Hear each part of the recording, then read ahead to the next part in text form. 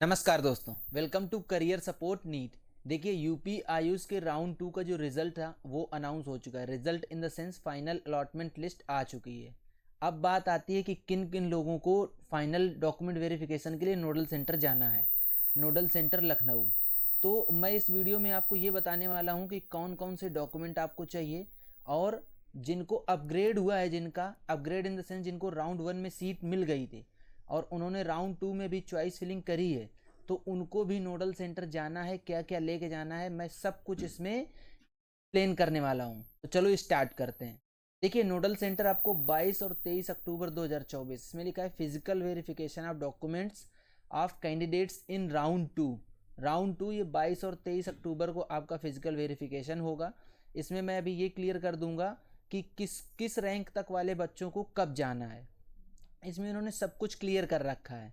तो देखो, इसमें ये लिखा है 22 अक्टूबर को सुबह 9 बजे से शाम को 6 बजे तक जिनकी रैंक 23,382 से लेके 9 लाख तक रैंक है, जो वो बच्चे 22 अक्टूबर को रिपोर्ट करेंगे।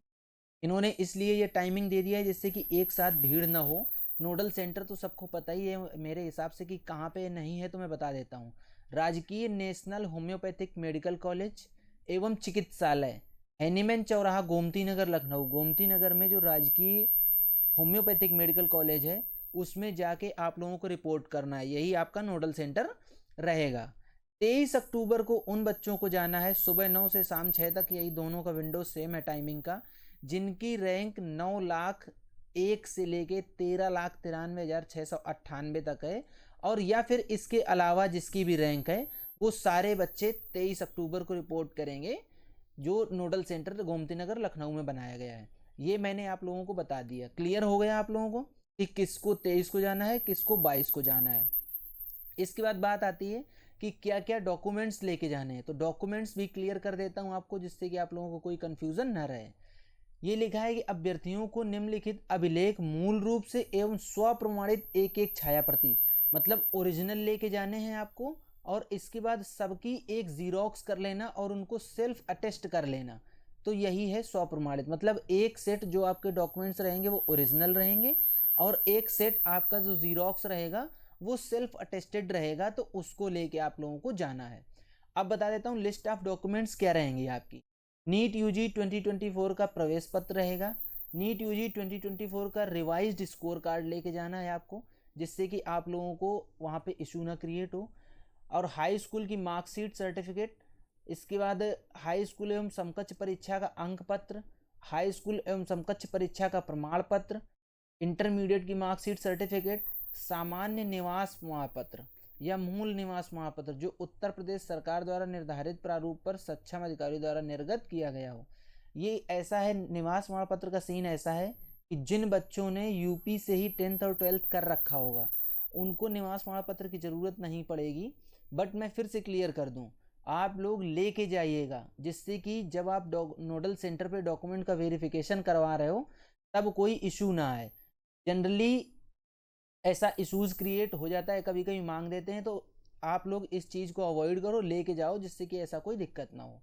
अब बात कर लेते हैं कि जो आपका राजकीय क्षेत्र के आयुष कॉलेजों में आरक्षण हेतु सक्षम अधिकारी द्वारा निर्धारित प्रारूप आरक्षण, मतलब जो आपके पास रिजर्वेशन के लिए डॉक्यूमेंट रहने चाहिए, वो क्या क्या डॉक्यूमेंट हैं वो मैं आपको बता देता हूँ। देखो, जिसको कास्ट सर्टिफिकेट या सब कास्ट सर्टिफिकेट है, इन सारी चीज़ों के बारे में मैं बताने वाला हूँ आपको।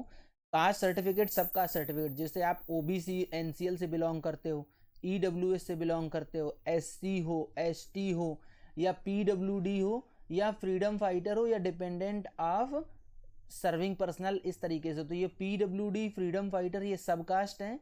और जो कास्ट सर्टिफिकेट रहेगा वो ओबीसी, ईडब्ल्यूएस और एससी एसटी रहेगा।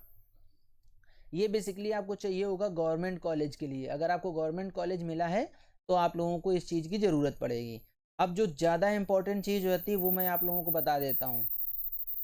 निजी क्षेत्र की 15% ऑल इंडिया कोटे की सीट हेतु संबंधित प्रदेश से निर्गत प्रमाण पत्रों के आधार पर शैक्षणिक अर्हकारी परीक्षा के न्यूनतम प्रतिशत 2024 परीक्षा के न्यूनतम परसेंटाइल अंकों में छूट नियमानुसार अनुमन्य संबंधित प्रमाण पत्र प्रस्तुत करना होगा। मतलब जो ऑल इंडिया कोटे की सीट्स है ना, तो इसमें क्या है, जनरल, ओबीसी, और SC ST इनका कट ऑफ जो गया है उस कट ऑफ के बारे में अगर आप अदर स्टेट के हो तो वो आपको अपना संबंधित प्रमाण पत्र प्रस्तुत करना होगा, तभी आपको उसमें एडमिशन मिल पाएगा, क्योंकि आप प्राइवेट सीट पे भी अगर एडमिशन ले रहे हो तब भी।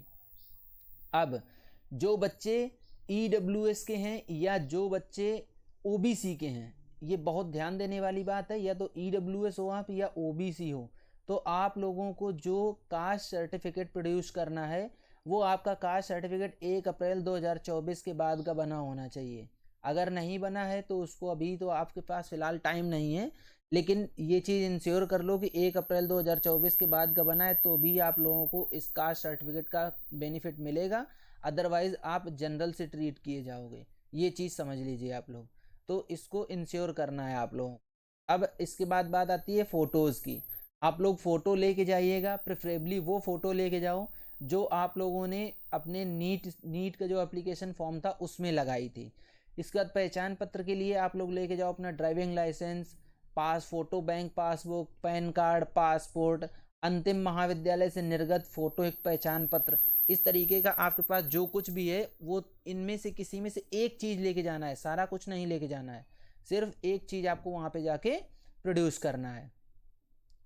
अभी काउंसलिंग हेतु ऑनलाइन पंजीकरण तथा शुल्क भुगतानों के स्पष्ट प्रिंट आउट, जो आप लोगों ने सिक्योरिटी मनी वगैरह पे करी और जो कुछ भी अमाउंट पे किया है वो सारे के सारे का स्पष्ट प्रिंट आउट लेके जाना है। अब उन लोगों के लिए बहुत ज़्यादा इंपॉर्टेंट चीज़ है जिनको सीट अपग्रेड हुई है, अपग्रेड इन द सेंस जिनको राउंड 1 में सीट मिल गई थी, उन्होंने राउंड 2 में चॉइस फिलिंग करी, उसके बाद भी उन लोगों को राउंड 2 में सीट मिल गई है, तो उन बच्चों को भी नोडल सेंटर जाना है। ठीक, सबको नोडल सेंटर जाना है, जिसको भी राउंड 2 में सीट मिली है हर बच्चा नोडल सेंटर जाएगा। तो उस बच्चे के लिए क्या गाइडलाइंस है वो मैं बता देता हूँ। अनापत्ति प्रमाण पत्र, इसके बारे में मैंने पहले वीडियो में भी डिस्कस कर रखा है कि आपको अनापत्ति प्रमाण पत्र चाहिए होगा।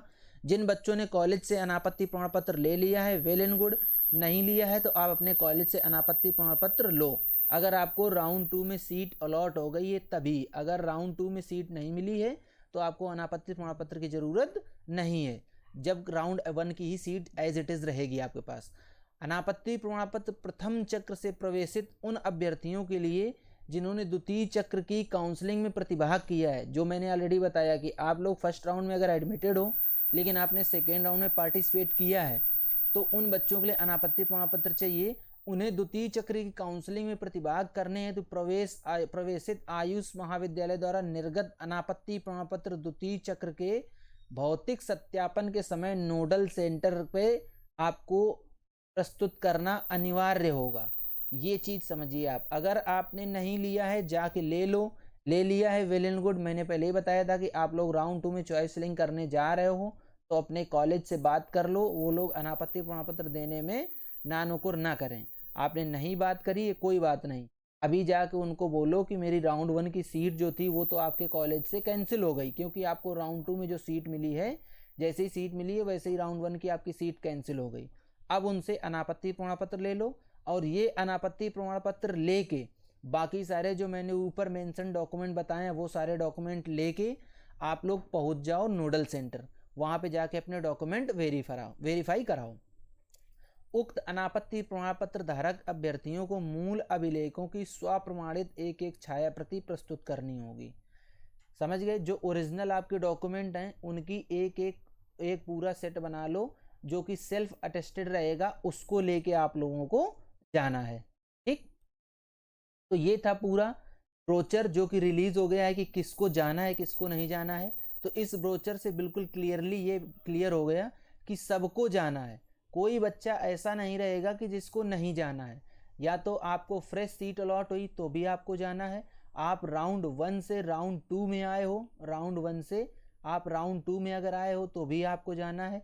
राउंड 1 से राउंड 2 वालों के लिए ही सिर्फ ये है कि उनको अनापत्ति प्रमाण पत्र, यू कैन से कि नो ऑब्जेक्शन सर्टिफिकेट लेके जाना है। जिनको फ्रेश सीट अलॉट हुई है उनको नो ऑब्जेक्शन सर्टिफिकेट कहीं से नहीं मिलेगा, उनको डायरेक्टली जाके अपना डॉक्यूमेंट वेरीफाई कराना है और एडमिशन लेना है। ठीक, उनके लिए ये ज़रूरी नहीं है फ्रेश अलॉटेड कैंडिडेट्स के लिए। तो ये था पूरा वीडियो। अगर आपको अभी भी कुछ चीज़ें नहीं क्लियर हुई हैं तो आप लोग कमेंट बॉक्स में बताओ, मैं आपके सारे डाउट्स ले लूँगा, सारे डाउट्स क्लियर करूँगा, सारे जो कुछ भी क्वेरीज हैं वो आपकी क्वेरी लूँगा। अगर आपको वीडियो पसंद आई तो वीडियो को लाइक करो, चैनल को सब्सक्राइब कर लो, जिससे कि आप लोगों को अपडेट्स मिलता रहे। वीडियो को ज़्यादा से ज़्यादा शेयर करो, जिससे सारे के सारे बच्चों को ये डेटा पता चल जाए कि कोई आज और कल 2 ही दिन हैं जब नोडल सेंटर पे डॉक्यूमेंट वेरिफिकेशन होना है। तो आज की वीडियो यहीं तक, मिलेंगे नेक्स्ट वीडियो में नए डेटा के साथ। तब तक के लिए बाय बाय।